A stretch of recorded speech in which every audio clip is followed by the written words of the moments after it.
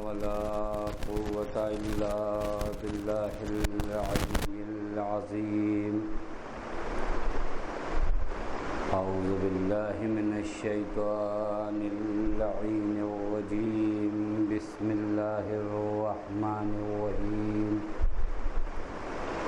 الحمد لله الذي علا في توحده ودنا في تفرده وجلى في شانه وعظم في أركانه، والصلاة والسلام على أشرف الأنبياء والمرسلين، حبيب إله العالمين، مولا ومولى الثقلين، جد الحسن والحسين، مولانا بالقاسم محمد.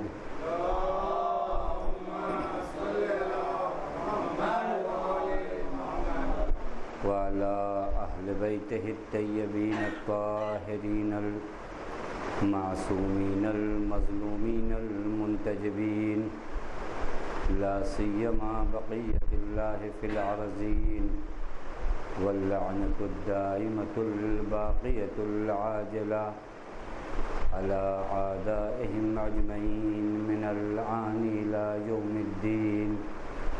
أما بعد، فقد قال الله الحكيم. بسم الله الرحمن الرحيم.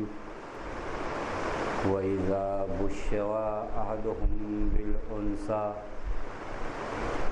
ظل وجهه مسودا وهو كظيم. صلوات محمد وعلى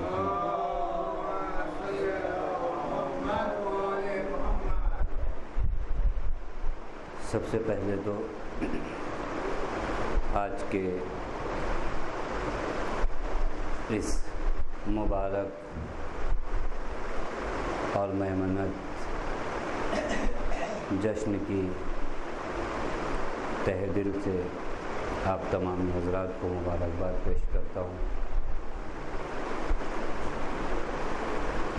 واقعاً خوش نصیب ہیں ہم لوگ جو ایسی دو ہستیوں کا جشن منانے کے لیے جمع ہوئے ہیں کہ کائنات میں ان کی کمسنی کا بھی جواب نہیں اور ان کے کردار کا بھی جواب نہیں. یہ عجیب اتفاق ہے کہ کربلا کی دو عظیم ہستیاں اور دونوں کمسن اور دونوں کا جشن ایک دن منایا جا رہا ہے. واقعاً کبھی کبھار اتفاقی چیزیں حسن اتفاق میں تبدیل ہو جاتی ہیں. انہی مقامات میں سے یہ جگہ ہے کہ کربلا کے دو کمسن کردار کو بیان کرنا ہے جن کی عمر اور جن کا سن تو کم تھا، لیکن کردار کے لحاظ سے دیکھیں اور تاریخ کربلا پر اگر نظر کریں تو ان کے اثرات بہت ہیں. ایک ذات بی بی سکینہ سلام اللہ علیہا کی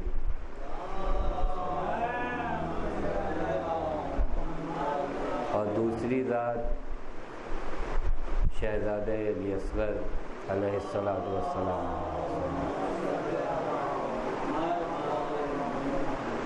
ان دونوں کے کردار اگر تاریخ کربلا میں دیکھے جائیں تو عجیب نمایاں کردار ہیں. اتنے کمسن بچوں کا ایسا رول ہو ایک تاریخ ساز واقعے میں، یہ خود تعجب کا مقام ہے کہ کمسنی ایک کا سن 4 سال تو دوسرے کی عمر مبارک 6 مہینہ.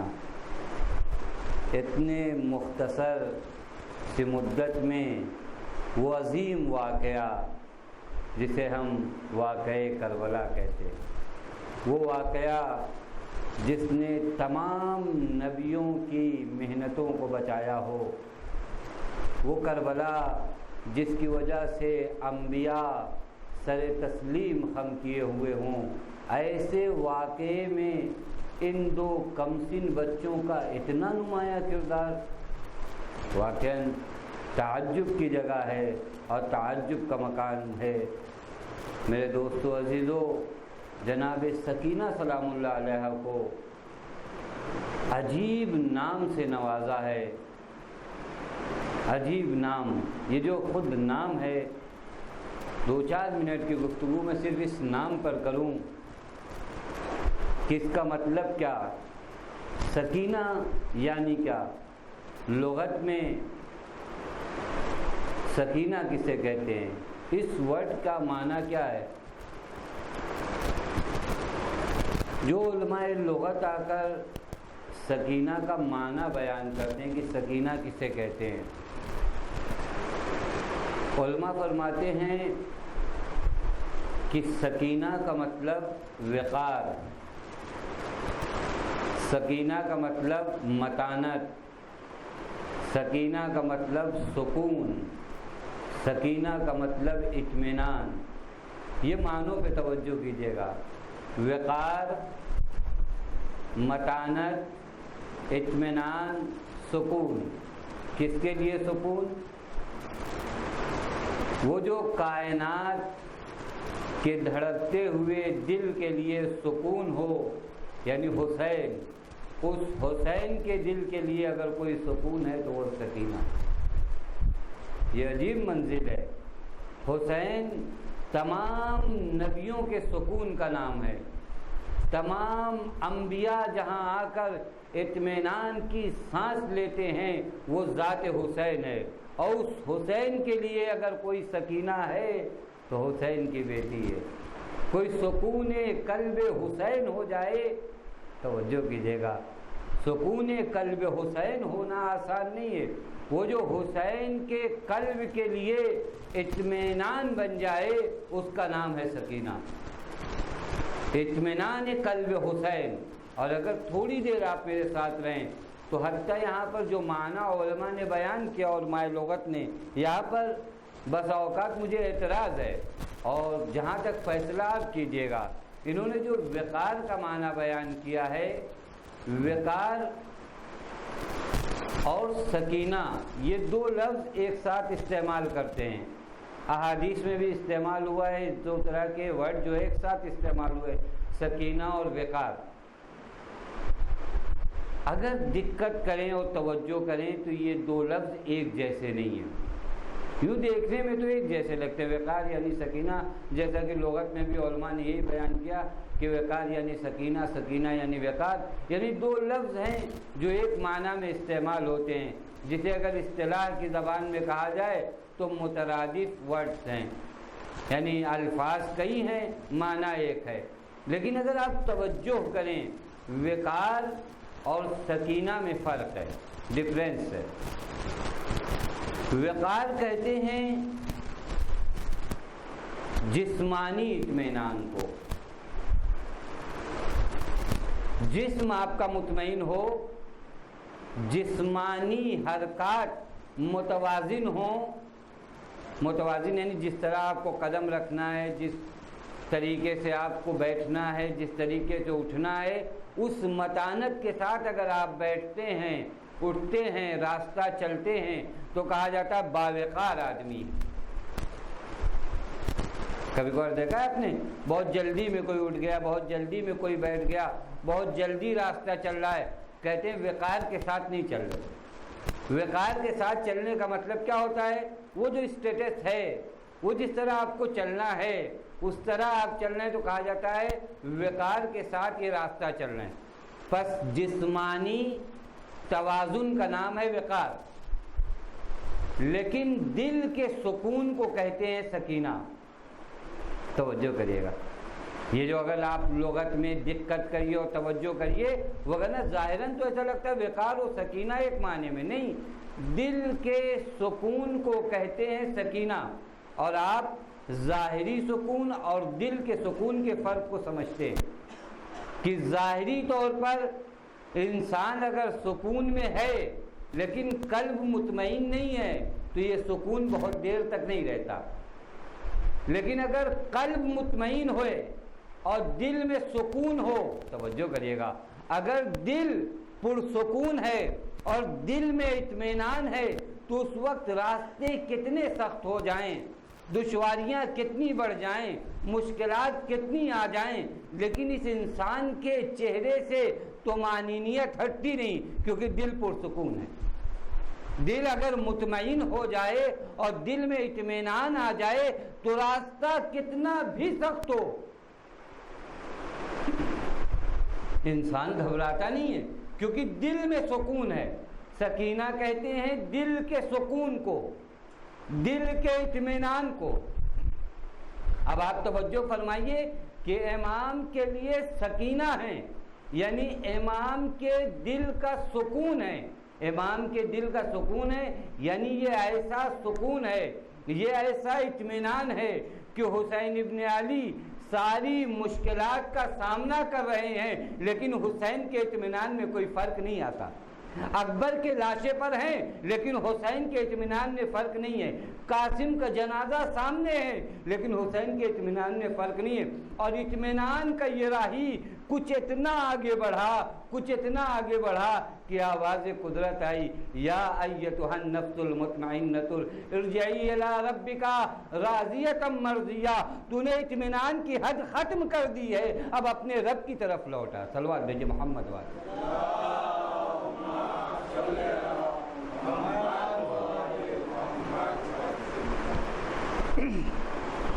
یہ ہے اطمینان، اس ذات کو کہتے ہیں سکینہ، جو حسین کے لیے اطمینان ہو. اور میں نے عرض کیا کہ ذات امام حسین کو سمجھیں اور اس ذات کے لیے اگر کوئی باعث سکون بن جائے تو اس بیوی کی عظمت کیا ہوگی، اس کے بارے میں کیا بیان کیا جائے. آج کا دن واقعاً بعض پیغام اور بعض میسج ہمارے لیے لے کر آتا ہے.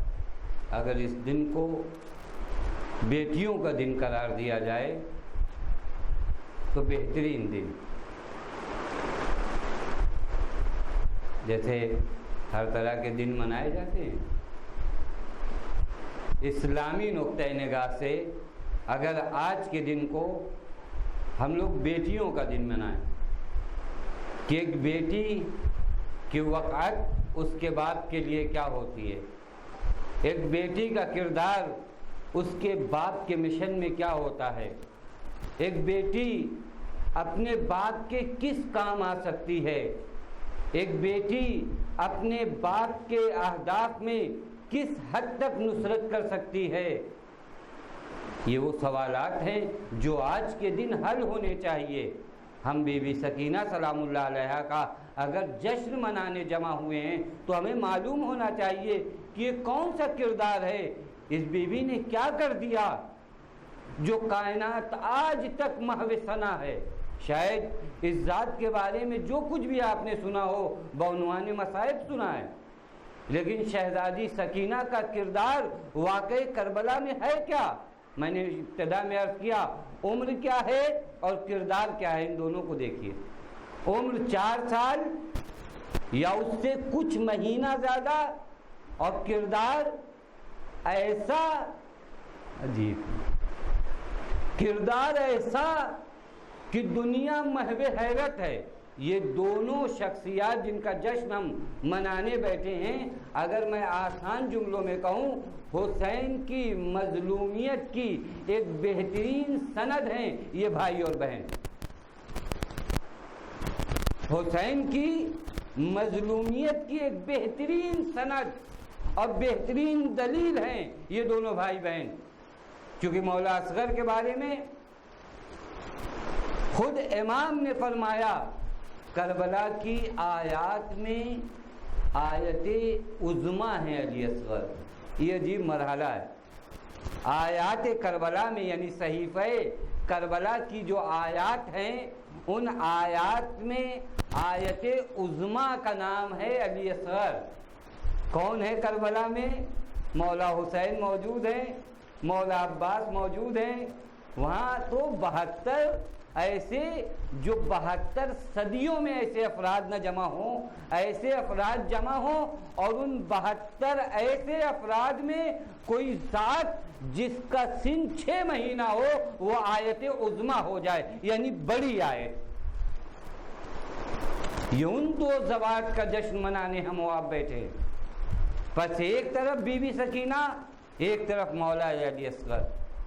میں نہیں سمجھ پا رہا ہوں کہاں اور کس کے بارے میں گفتگو کروں، لیکن ابتدا میں جس آیت کو سرنامہ کلام قرار دیا، اور آپ سے بھی یہ وعدہ ہے کہ آج کے دن انسان یہ سوچے کہ انسان کی زندگی میں بیٹیوں کا کیا کردار ہے۔ بیٹیاں آج چونکہ باتیں اس طرح کی سماج اور معاشرے میں سننے کو ملتی ہے، بس اوقات تکلیف ہوتی ہے۔ ماں باپ کبھی کبھار رحم کے عنوان سے، کبھی کبھی بیٹیوں کو سمجھانے کے عنوان سے، کسی بھی عنوان سے پوری زندگی یہ بچی ذرا سا ہوشیار ہوئی، پوری زندگی اسے عجیب سے ماحول میں لا کر کھڑا کر دیتے ہیں۔ دیکھیں شاید میری بات بری لگے لیکن یہ حقیقت پر مبنی ہے۔ بچی تھوڑا سے بڑی ہوئی، ماں کے چہرے پہ شکن ہے، باپ کے چہرے پہ شکن ہے، ہر لمحہ بچی کے بارے میں باتیں کرنا کہ بیٹا تمہارے لیے یہ انتظام کرنا ہے، تمہاری شادی کرنا ہے، جہیز کا انتظام کرنا ہے، ایسا کرنا ہے، ویسا کرنا ہے، یعنی تمام ذمہ داریوں سے اسے آگاہ کیا جا رہا ہے۔ یعنی کیا؟ یعنی بچپنے سے اس بچی کے ذہن میں ایک بات بس جائے کہ میں ایک بہت بڑا بوجھ ہوں اپنے ماں باپ کی گردن پر۔ یہ عجیب مرحلہ ہے۔ بیٹوں کے لیے کوئی اس طرح کی باتیں نہیں کرتا، لیکن بچیوں کے لیے لمحہ لمحہ رشتہ دار بھی اگر آ گئے تو ارے اب کیا کریں، لڑکیوں کی شادی کرنا ہے۔ کسی نے اگر پیسہ بھی ادھار مانگا تو وہی بہانہ۔ یہ ایک بہانہ، یہ بچی ہے آپ کے گھر میں پرورش پا رہی ہے، یہ آپ کی زندگی میں ایک اہمیت رکھتی ہے، یہ آپ کی زندگی کا ایک عظیم حصہ ہے۔ آج کے دن سوچنے کا موقع ہے کہ آیا تربیت اس طرح ہوگی؟ آیا بچپنے سے اس بچی کے ذہن و دماغ میں یہ بسا دیا جائے کہ تم ہم پر بوجھ ہو، تمہاری ذمہ داریاں بہت بڑی ہیں، یہ تربیت ہے؟ جبکہ اگر میں نہیں کہتا اب یہاں پر لڑکے جو ہیں میرے مخالف ہو جائیں، اگر کاؤنٹ کیا جائے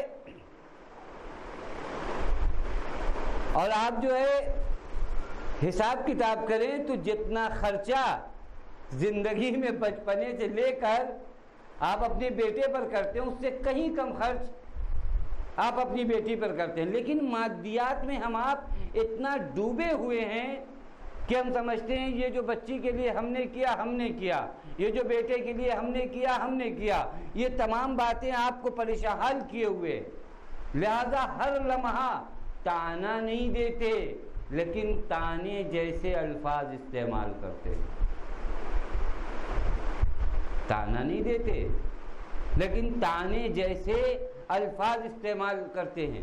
کبھی کبھار بسا اوقات ہم نے اپنے عزیزوں میں دیکھا ہے کہ لڑکیاں وہاں پر مجبور نظر آتی ہیں، سہمی ہوئی لڑکی، کیوں؟ اس کو معلوم ہے کہ میں اس گھر میں ایک بوجھ ہوں،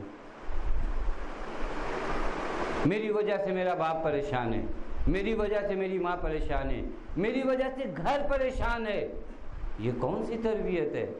امانات الہیہ اس لیے آئی ہیں، خدا نے یہ امانت آپ کے حوالے کی ہے تاکہ اس امانت کو بچپنے سے لے کر جوانی تک تانوں و تشنیع سے نوازا جائے۔ یہ ہے امانت الہیہ کے ساتھ آپ کا کردار، یہ ہے ہمارا کردار۔ یہ اور بات ہے کہ یہاں معاشرے کی کمی ہے، یہاں سماج اور سوسائٹی کی کمی ہے کہ اس نے شادیوں کو اتنا سخت بنا دیا کہ ماں باپ اس منزل تک پہنچ گئے، لیکن کتنا بھی سخت ہو جائے ماں باپ کو اس منزل تک نہیں جانا چاہیے۔ یہ اور بات ہے، واقعی یہ بھی سوچنے کا مقام ہے کہ کہ آج جو ماحول بنا رکھا ہے سوسائٹی اور کلچر نے، آج جس سماج میں ہم جی رہے ہیں اس سماج کو کچھ اس طرح بنا دیا گیا ہے کہ ماں باپ اپنی لڑکیوں کو بوجھ سمجھیں۔ اس سماج کا علاج ہونا چاہیے، اس معاشرے کا علاج ہونا چاہیے۔ یہ کون سی شادی ہے؟ شادی کا مطلب کیا ہوتا ہے؟ خوشی۔ یہ کون سی خوشی ہے جہاں ایک باپ نے اپنی پوری کمائی، اپنی پوری دولت اپنی ایک بیٹی کی شادی میں لگا دی اور بدلے میں قرض بھی ہے؟ یہ کون سی شادی؟ یہ کس کی خوشی ہے؟ یہ وہ سوالات ہیں جنہیں چھیڑنا بالکل اس طرح ہے کہ زخم کو کریدنا ہے، وہ زخم جو سب کے دل میں ہے اسے کریدا جائے۔ لیکن آج کے دن بعض سوالات ہیں، اور بعض سوالات اس معاشرے سے ہے کہ حسین ابن علی کی دختر نے کون سا کردار نبھایا اپنی اس کمسنی میں، اور اسلام نے کس طریقے سے بچیوں کی تربیت کرنے کو کہا کہ یہ بچیاں کربلا میں ایک اہم رول ادا کر سکیں۔ کربلا جیسے واقعے میں جہاں انبیاء صفت انسان موجود ہوں، وہاں ایک کمسن بچی ایک ایسا نمایاں کردار ادا کرے کہ آج تک جب بھی ذکر کربلا ہو، اگر سکینہ کا ذکر نہ ہو تو کربلا ادھوری رہ جاتی ہے۔ یہ کون سا کردار اس بچی نے نبھا دیا؟ یہ کیا کیا؟ اسلام نے لڑکیوں کو کس ماحول سے نکالا اور کیا بنا دیا؟ لڑکیاں کس ماحول میں تھیں آپ جانتے ہیں؟ ان کے ساتھ ظلم و زیادتی کی کون سی انتہا تھی یہ آپ جانتے ہیں، اور میں بارہا کہتا ہوں کہ یہ ظلم بند نہیں ہوا ہے، یہ یاد رکھیے گا۔ یہ جو کہا جاتا ہے نا زمانے جاہلیت میں ایسا ہوتا تھا، نہیں، آج بھی ہو رہا ہے، انداز بدل گیا، وہی سب کچھ ہو رہا ہے۔ میں نے بات کیا کہ بہت سے کام ہم لوگوں کے زمانے جاہلیت کے ہیں، لیکن کس میں ہمت جو ہم سے کہے کہ آپ زمانے جاہلیت والا کام کرتے ہیں؟ ہم سے کون کہے؟ ہمارے ہاں تو معاشرے میں کالج بہت ہیں، یونیورسٹیز ہیں، اسکولز ہیں، بچے جاتے ہیں، بچوں کے بیگ جو ہے وہ کتابوں سے بھاری ہوئے جا رہے ہیں، اور آج یہ المیہ بن چکا ہے کہ بچے اسکول جاتے وقت ڈرتے ہیں کہ بیگ بھی اٹھانا پڑے گا۔ یعنی کتابوں میں بھی کمی نہیں، اسکولوں میں بھی کمی نہیں، کالجوں میں بھی کمی نہیں، سب کچھ موجود ہے، لیکن جو چیز کم ہے وہ علم کم ہے۔ وہ تمدن نہیں آ پایا، وہ تہذیب نہیں آ پائی، وہ علم کی روح بچوں تک نہیں سرایت کر پائی۔ پر جتنے مظالم اس زمانے میں ہوتے تھے وہی سب کچھ آج جو ہو رہا ہے، لیکن انداز بدل کر ہو رہا ہے۔ اس زمانے میں کیا ہو رہا تھا؟ میں نے عنوان کلام جس آیہ کریمہ کو قرار دیا، اس میں کیا بیان کرا جا رہا ہے؟ اذا بشر احدہم، جب ان میں سے کسی ایک کو یہ بتایا جاتا تھا، اور قرآن نے عجیب الفاظ استعمال کیے، واقعاً قربان ہو جائے اس کلام حق تعالیٰ پر۔ اذا بشرا، نہ اذا انبیا، خبر نہیں دی گئی ہے، بشارت دی گئی ہے۔ جب کوئی خوشی کی خبر دی جاتی ہے تو وہاں کے لیے کہا جاتا ہے بشارت دی گئی ہے، لیکن یہ لوگ اس بشارت کو بشارت نہیں سمجھتے۔ اذا بشر احدہم بالانثی، جب انہیں یہ کہا جاتا تھا کہ تمہارے یہاں لڑکی پیدا ہوئی ہے تو ان کا انداز کیا ہوتا تھا؟ ظلا وجہہ مسودا، ان کے چہرے سیاہ پڑ جاتے تھے۔ فہو کظیم، اور وہ کچھ اس طرح ہو جاتے تھے جیسے انسان اپنے جگر کا خون گھونٹ رہا ہو، یعنی اتنا سخت تھا ان کے اوپر۔ اور پھر قرآن نے آگے فرمایا کہ یہ لوگ اپنے سماج اور معاشرے سے کٹ جاتے تھے، اپنی فیملی اپنی خاندان سے دور جاتے تھے۔ یہ تواری کا لفظ استعمال کیا ہے کہ چھپ جاتے تھے، اور پھر اس کے بعد ان کے ذہن میں ایک سوال اٹھتا تھا، وہ یہ کہ آیا اس بچی کو باقی رکھیں یا اسے قتل کریں؟ یہ حال تھا اس معاشرے کا۔ آپ توجہ کریے کہ ذات والا صفات پیغمبر نے کیا کیا، بچیاں کس ماحول میں تھیں، کس ظلم و ستم کا شکار تھیں، اور پیغمبر نے نکال کر کہاں پہنچا دیا کہ کوئی فاطمہ ہے تو کوئی زینب ہے تو کوئی سکینہ ہے سلام اللہ علیہ اجمعین. یہ ہستیاں ہیں. ایک طرف یہ انداز، ایک طرف یہ ماحول، ایک طرف یہ حالات کہ اتنے مظالم کی بچیوں کے بارے میں سوچا جا رہا تھا کہ انہیں زندہ رکھا جائے یا انہیں مار دیا جائے. اور واقعاً آپ تاریخ کا مطالعہ کریں تو بعض اوقات بعض مورخین نے لکھا ہے کہ وجہ کیا ہے، یہ لوگ کیوں اپنی بچیوں کو قتل کر دیتے تھے. بہت بڑی بات ہے. ایک باپ جس کے دل میں پیدری محبت ہو، پیدری عطوفت ہو. توجہ کریے گا میرے دوستو عزیزو، انسان جب حیوان بنتا ہے تو کن راستوں سے بنتا ہے؟ اور یہاں تو حیوان کا لفظ بھی استعمال کرنا غلط ہے، کیونکہ حیوان بھی اپنے بچوں کا لحاظ کرتے. یعنی کتنا پست ہو جاتا ہے. قرآن کی وہ آیت نہیں ہے بل ہم اضل، یہ حیوان بھی نہیں ہے بلکہ ان سے زیادہ پست ہیں. ان سے زیادہ پستی یہی ہے، کیونکہ حیوان بھی اپنے بچوں کا خیال کرتے ہیں. یہ کون سے انسان ہیں جو اپنی بچیوں کو قتل کرتے ہیں؟ مورخین لکھتے ہیں وجہ کیا ہے، آخر کیوں یہ مشکل پیش آئی ان کو. دیکھیں جو جاہلی فکر ہے، توجہ کریے گا میرے دوستو، جو جاہلی فکر ہے وہ کبھی بھی کسی بھی صدی میں کسی بھی وقت کسی پر بھی طاری ہو سکتی ہے. اور یہ جاہلی جو تصورات ہیں یہ جب ذہن میں آ جاتے ہیں تو اس کے بعد انسان کتنا بھی پڑھا لکھا ہو، اس پہ توجہ کریے گا. یہ مت دیکھے گا بی کام کیا ہوا ہے، ایم بی اے کیا ہوا ہے، بی ٹیک کیا، کچھ بھی نہیں. یہ فکر جاہلیت جب انسان میں رچ بس جاتی ہے اس کے بعد یہ انسان صرف جاہل رہ جاتا ہے. ڈگریاں انسان کو عالم نہیں بناتی. یہ کیوں ہوا؟ مورخین کیا لکھتے ہیں؟ مورخین لکھتے ہیں کہ در حقیقت دو قبیلوں میں جنگ ہوئی تھی. اس جنگ کی وجہ سے جو قبیلہ غالب آیا اور جس نے جنگ جیتا اس نے قبیلے دیگر کی، یعنی سامنے والے قبیلے کی، فرد مخالف قبیلے کی عورتوں کو، لڑکیوں کو اسیر بنا لیا. ایک زمانے تک یہ اسیر رہیں یہ عورتیں، اور پھر اس کے بعد جنگ ختم ہوئی. جنگ ختم ہونے کے بعد ایک مدت گزری، اب دونوں قبیلوں میں آپس میں صلح ہوئی.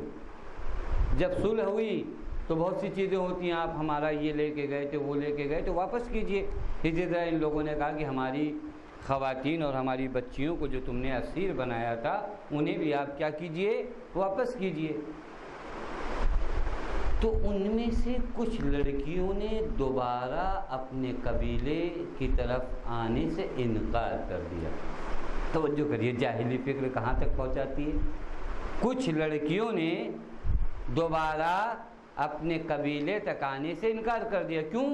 اس کی وجہ تھی وہ اپنے مبنا پر حق پر تھیں، ان کی بات صحیح تھی. انہوں نے کہا ہم نے یہاں شادی کی ہے، ہم اپنے شوہر کے پابند ہیں، ہم حلقۂ ازدواج میں بن چکے ہیں، ہماری شادی ہو چکی ہے، اب ہمارا یہی خاندان ہے، یہی قبیلہ ہے، ہم یہاں سے جانے والے نہیں. اب یہ جاہلی غیرت کی بھی کئی قسم ہے نا. جہالت کی بنیاد پہ جو غیرت بنتی ہے وہ بہت سخت ہے.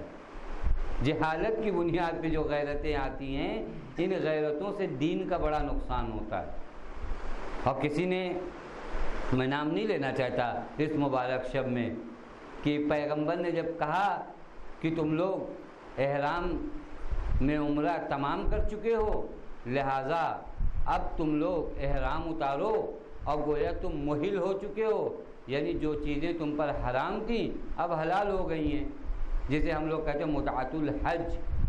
تو ایک ساتھ کی غیرت جاگ اٹھی، وہی غیرت جو جاہلی بنیاد پہ جاگتی. کہا عجیب ہیں آپ، ہم حج پہ نکلے ہیں اور آپ چاہتے ہیں کہ ایسے پاک ماحول میں ہم پر ہماری بیویاں جائز ہو جائیں، ہم تو اس بات کو ماننے والے نہیں. کہاں یہ غیرت ہے؟ یہ غیرت پیغمبر کے سامنے. بس اس طرح کی جاہلیت کی بنیاد پہ غیرتیں بہت وجود میں آتی ہیں.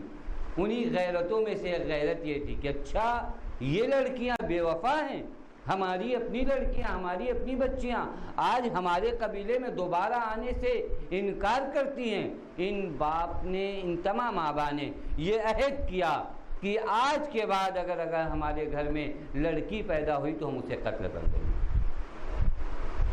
یہ کون سا عہد ہے؟ جہالت کی بنیاد پر. لفظ کون سا استعمال کیا؟ کہا ہماری غیرت سے کھلواڑ ہوا ہے، ہماری شرافت سے کھلواڑ ہوا ہے. توجہ کریے گا میرے دوستو عزیزو، اس طرح کے الفاظ کے دھوکے مت کھائیے گا. دیکھ رہے ہیں کتنے اچھے اچھے الفاظ استعمال ہوئے، اور ان اچھے اچھے الفاظ کی بنیاد پر کتنی بچیوں کو تحت کیا گیا. شرافت و غیرت کے نام پر کتنی لڑکیوں کو قربان کر دیا گیا. آج بھی کچھ وہی ہو رہا ہے. آج بھی الفاظ بہت اچھے اچھے ہیں. آزادی کا نام ہے، استقلال کا نام ہے، اور اس آزادی و استقلال کے نام پہ وہ جو گھر کی زینت تھی اسے بازار تک لے آیا گیا. وہی سارے کام ہو رہے ہیں. میں نے عرض کیا زمانہ بدلا ہے، الفاظ بدلے ہیں، لیکن مقصد نہیں بدلا ہے. کل بھی مقصد یہ تھا کہ بچیوں کو قتل کیا جائے، آج بھی مقصد یہی ہے بچیوں کو قتل کیا جائے. کل ان کے جسم و روح میں جدائیگی پیدا کی جاتی تھی، آج ان کی روح کو ختم کر دیا جاتا ہے، آج ان سے دین نکال لیا جاتا ہے. پس یہ زندہ نہیں ہے. یہ جو بے حجاب لڑکیاں ہیں یہ مردہ ہیں، یہ زندہ نہیں ہیں. انہیں کون تصور کرتا ہے کہ زندہ ہیں؟ یہ زندگی ختم کر چکی ہیں. بس فرق اتنا ہے، توجہ فرمائیے گا میرے دوستو عزیزو. کل کی لڑکیوں کو زمانے جاہلیت کے عرب مٹیوں میں دبا دیا کرتے تھے، خاک سپرد کر دیا کرتے تھے. آج بے غیرتی کے قبرستان میں دبا دیا جاتا ہے. بس بات اتنی. آج بھی وہی سب کچھ ہو رہا ہے. آج بھی لڑکیوں کا قتل ہو رہا ہے. آج بھی انہیں طرح طرح کے نام پہ قتل کیا جا رہا ہے. کیا آزاد ہونا چاہیے؟ یہ کون سی بات ہے؟ مرد و زن میں فرق کیا ہے؟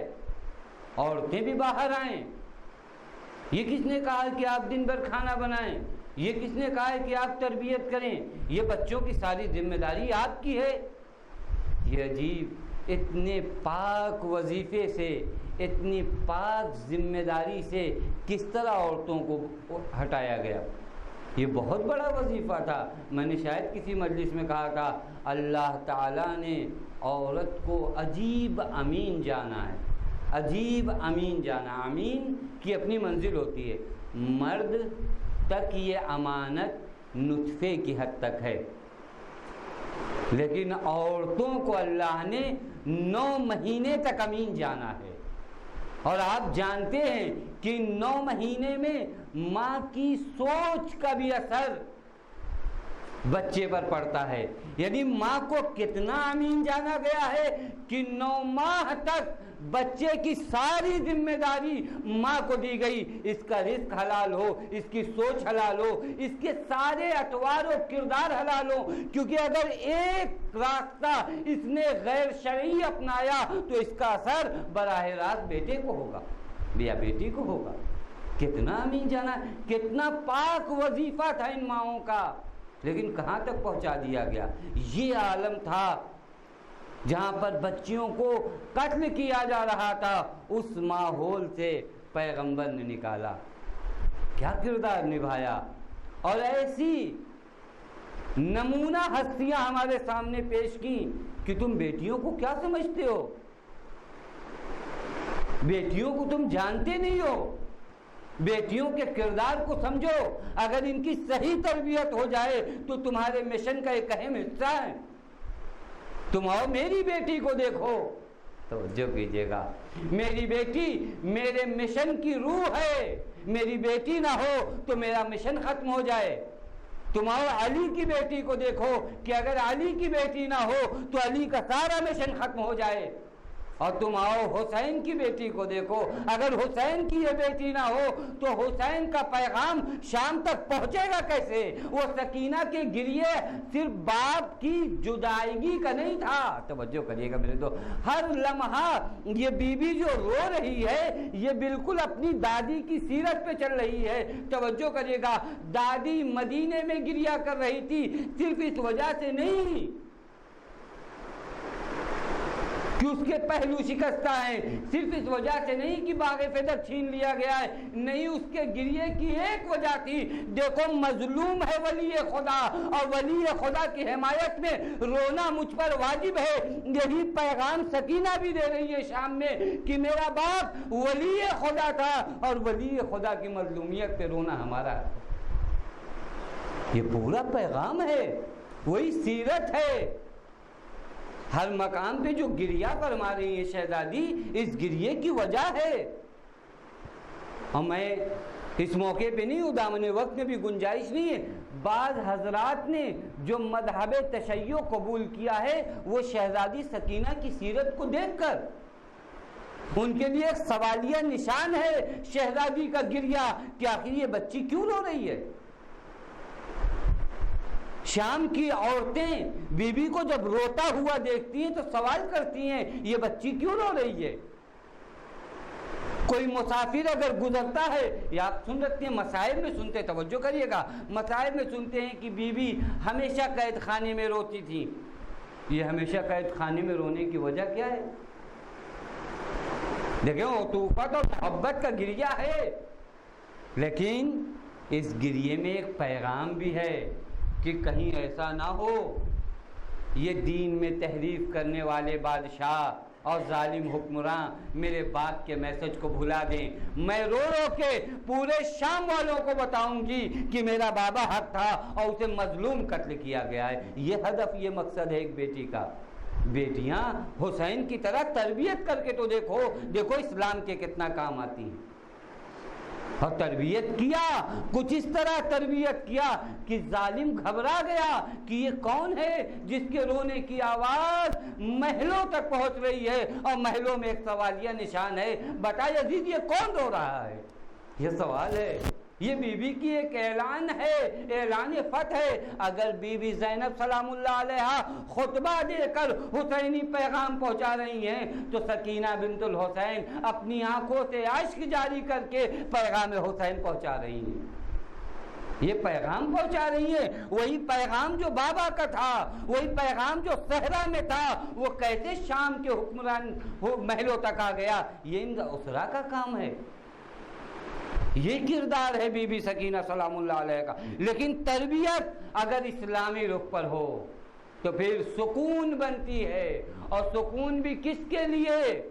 وہ جو کائنات کے لیے سکون ہو، وہ جو کائنات کی نبض پر اگر ہاتھ رکھ دے، یا ایک عجیب جملہ کہوں کہ اگر نبض دے دین میں سکون ہے تو حسین کی مسیحائی سے، اور اس حسین کے لیے اگر باعث سکون کوئی ذات ہے تو سکینہ بنت الحسین یہ بھی ہے، اور یہ اپنے باپ کی مظلومیت کا اعلان آج بھی کر رہی ہے۔ کل جب تک زندہ تھی تب بھی آپ باپ کی مظلومیت کا اعلان کریں، آج آپ کا روزہ باپ کی مظلومیت کا اعلان ہے۔ ایک سوال ہے کہ بچی یہاں کیوں دفن ہے، اس کے آنے کی یہاں وجہ کیا ہے؟ ہمیشہ تاریخ جب بھی اس باب کو کھولے گی ایک سوال اٹھے گا یا نہیں کہ یہ کون بچی ہے، یہ 4 سالہ بچی یہاں کیسے؟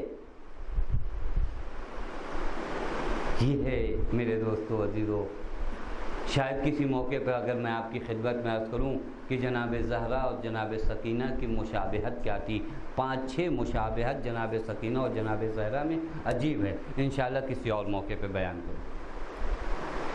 یہ اپنی دادی کی سیرت پہ چل رہی ہے، کیونکہ حقیقی معنوں میں درس لیا ہے۔ یہ کس گھرانے کے لوگ ہیں؟ یہ وہ ہیں جہاں عمر فرق نہیں کرتی، جہاں جسے اٹھا کر دیکھیے اس پر بولنا سخت ہو جاتا ہے۔ جس کے بارے میں کچھ کہیے۔ اب ان 4 سال اور 6 مہینے کے بچے کے بارے میں اگر عام طریقے سے دیکھا جائے تو کیا بولا جائے، لیکن اگر وہی بچی حسین کے گھر کی ہو، اگر وہی بچہ حسین کا گھر کا ہو، تو یہ سوچا جاتا ہے کیا نہ بولا جائے ان کے بارے میں۔ یہ کون سا کردار 6 مہینے میں، یہ کون سا کردار 4 سال میں، جو ساری مشکلات کو حل کر دے رہی ہیں۔ آج بھی واقعاً تاریخ ایک سوالیہ نشان لیے پھر رہی ہے، اور بسا اوقات بعضوں نے لکھا بھی کہ ہمارے لیے یہ ایک سوال ہے کہ آخر یہ کیا ہیں، آخر انہوں نے کیا کیا۔ میرے دوستو عزیزو، واقعاً ہم آپ کو آج کی شب اپنے مالک و خالق سے دعا کرنا چاہیے کہ بی بی سکینہ کے صدقے میں ہم اپنی بچیوں کی تربیت اس طرح کر سکیں کہ کنیز سکینہ کہلا سکیں۔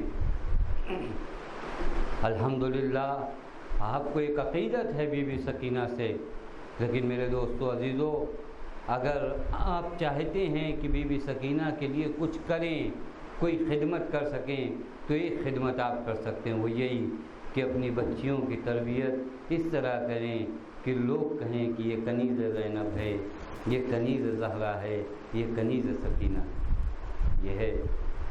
تب جا کے ہماری زندگی کا مقصد حل ہوگا، تب ہمیں معلوم ہوگا کہ ہم نے اپنے بچوں کی کیا تربیت کیا ہے، کیونکہ بچیوں کو سماج و معاشرے میں تربیت کرنا ایک پوری آئندہ دنیا کے لیے پرسکون دنیا کا پیغام ہے۔ یہ یاد رکھیے گا، اگر گھر کی پرورش صحیح کرنا چاہتے ہیں، اگر اپنے سماج و معاشرے کو صحیح کرنا چاہتے ہیں، تو سب سے پہلے جو ہم پر لازم ہے وہ بچیوں کی صحیح تربیت، کیونکہ گھر کی تربیت میں ان کا عجیب کردار ہے۔ یہ ماں بھی بنتی ہیں، بہن بھی بنتی ہیں، زوجہ بھی بنتی ہیں، یہ سارے کردار ان میں جمع ہوتے ہیں۔ ماں بنے گی تو ایک بہترین بیٹا پرورش کرے گی، بہن بنے گی تو ایک بھائی بہادر دے گی، اگر بیٹی بنے گی تو باپ کے لیے سکون قلب بنے گی۔ بس یہ سارے کردار یہاں جو ہیں۔ اور جناب سکینہ سلام اللہ علیہ کے بارے میں واقعاً جو کرامات بی بی سے صادر ہوئے ہیں عجیب ہے۔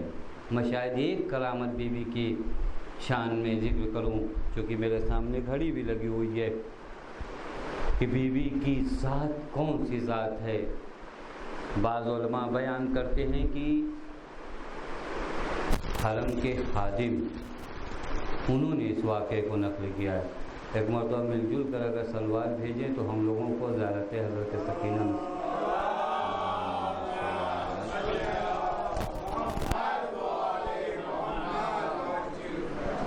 وہ نقل فرماتے ہیں کہ حرم، آپ لوگوں نے دیکھا ہوگا کہ حرم جس کنڈیشن میں رہتا ہے اس کو لامحالہ ایک مدت کے بعد جو ہے بڑا کرنا ہوتا ہے، چونکہ زائرین کی آمد زیادہ ہوتی ہے، تو لہٰذا جو حرم کے اطراف میں گھر ہوتے ہیں انہیں خریدا جاتا ہے۔ جیسا کہ جو لوگ ایران گئے انہوں نے دیکھا 8ویں امام کے روضے کے لیے وہ پورے کے پورے ایریے جو ہے خرید لیے جاتے ہیں، یا حضرت معصومہ سلام اللہ علیہ کا روضہ۔ یہ اسی طرح شام کے جو روضے کے متولی حضرات تھے انہوں نے بھی چاہا کہ اس روضے کو وسیع کریں اور بڑا کریں، تو لہذا اطراف حرم میں جو گھر تھے وہ خریدنا شروع کیے۔ انہی گھروں میں ایک گھر تھا جو ایک یہودی کا تھا، اس نے گھر بیچنے سے انکار کر دیا، کہا میں اپنا گھر نہیں بیچوں گا۔ اب ظاہر سی بات ہے کہ کوئی اپنی ملکیت نہیں بیچتا تو آپ جبر و زبردستی کر نہیں سکتے، لہٰذا یہ لوگ پریشان تھے، کیونکہ کبھی کبھار ہوتا ہے کہ پورے اس ایریے اور محلے کے گھر خرید لیے گئے، یہ ایک گھر جو ہے بیچنے کو تیار نہیں ہے۔ بہرکیف گزری بات، اس نے گھر نہیں بیچا۔ ایک مدت بعد اس کی بیوی جو حاملہ تھی اسے لے کر یہ لوگ ہاسپٹل جب پہنچے تو وہاں ڈاکٹروں نے بتایا کہ ولادت کے لیے ماں کی جان کو بھی خطرہ ہے اور بچے کی جان کو بھی خطرہ ہے، یعنی بہت ہی سخت خطرات ہیں۔ اصلاً دعا کرو، اس کے علاوہ کوئی چارہ نہیں ہے۔ کہ اسے کسی طریقے سے بچایا جا سکے۔ ماں اور بچہ دونوں خطرے میں۔ یہ یہودی شخص جو اب تک مکان نہیں بیچ رہا تھا، یہ جب نکلتا ہے ہاسپٹل سے، مایوس عالم ہے، اس عالم میں اس نے روضے کا رخ کر کے جناب سکینہ سے مخاطب ہو کر کہا، بی بی اگر میرے ہاں ولادت صحیح و سالم ہو گئی تو ھذا البیت ھدیۃ لک، یہ گھر آپ کے لیے ہے۔ یہ کہہ کر یہ پھر جب دوبارہ ہاسپٹل آیا تو اس نے کیا دیکھا کہ اس کی بیوی نومولود کو اپنی آغوش میں لیے نہایت آرام و اطمینان سے بیٹھی ہوئی ہے۔ اس کی بیوی نے پوچھا، کہاں گئے تھے تم؟ اس نے چاہا بیوی کو نہ بتائیں کہ کہاں گئے تھے۔ اس نے کہا ایک ضروری کام تھا، اس لیے میں گیا تھا۔ اس خاتون نے کہا، تم امام کی بیٹی کی خدمت میں حاضر نہیں ہوئے تھے؟ کہا تمہیں کس نے بتا دیا؟ کہا مجھے انہی خاتون نے آ کر بتایا۔ میں درد و اضطراب کے عالم میں تھی، عجیب حالت تھی میری، درد بہت زیادہ تھا، میری حالت غیر ہوئی جا رہی تھی۔ اسی اثنا میں ایک بیوی آتی ہوں، کہتی لا تقلقی، گھبرا مت، خوف نہ کھا، انا طلبت من اللہ، میں نے اللہ سے طلب کیا ہے کہ اللہ تجھے اور تیرے بیٹے کو سلامتی عطا کرے۔ یہ جو مولود ولادت پانے والا ہے یہ بیٹا ہوگا، اور یاد رکھنا یہاں کے بعد عجیب جملہ ہے، بیوی نے کہا کہ ابلغی سلامی الی زوجی، میرا سلام اپنے شوہر تک پہنچانا، اور ایک چیز اس سے کہنا کہ اس بچے کا نام حسین ہے۔ یہ ہے کرامت۔ آج بھی ہم و آپ اگر صحیح معنوں میں شہزادی سے متوسل ہو جائیں تو نہ جانے کتنی مشکلات ہماری دور ہو جائے۔ میرے دوستو عزیزو، یہ جشن شہزادے علی اصغر کے حوالے سے بھی رکھا گیا۔ میں نہیں اس وادی میں جانا چاہتا چونکہ وقت نہیں ہے، لیکن بس اتنا جان لیجئے کہ حق ہے ہمارا شہزادے علی اصغر کا، حق ہماری گردنوں پر ہے۔ اگر ذکر نہیں کیا گیا تو کہیں روز محشر مولا امام حسین سوال نہ کر لیں کہ تم نے آیت عظمیٰ کا ذکر نہیں کیا۔ اصغر کون ہے؟ اصغر کو باب الحوائج کہا جاتا ہے۔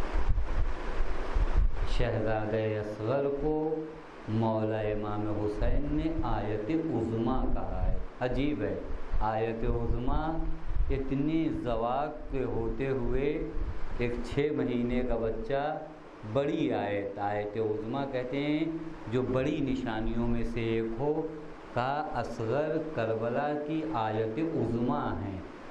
یہ عجیب مرحلہ ہے، یہ میں اپنی جانب سے نہیں کہہ رہا ہوں، مرحوم آیت اللہ جن کا نام ابھی میرے ذہن میں نہیں ہے، اگر مجلس کے بعد کسی کو پوچھنا ہوا تو بتا دیں گے، کہ یہ فرماتے ہیں کہ میں نے ایک مرتبہ یہ طے کیا کہ 40 دنوں تک زیارت عاشوراء پڑھوں، اور زیارت عاشوراء پڑھتا رہا۔ اسی اثنا میں ایک دن کسی مشکل کی وجہ سے وہ زیارت مجھ سے چھوٹ گئی۔ زیارت چھوٹنے کی وجہ سے میں بہت پریشان تھا، بہت مضطرب تھا کہ اتنا بڑا عمل مجھ سے کیسے چھوٹ گیا۔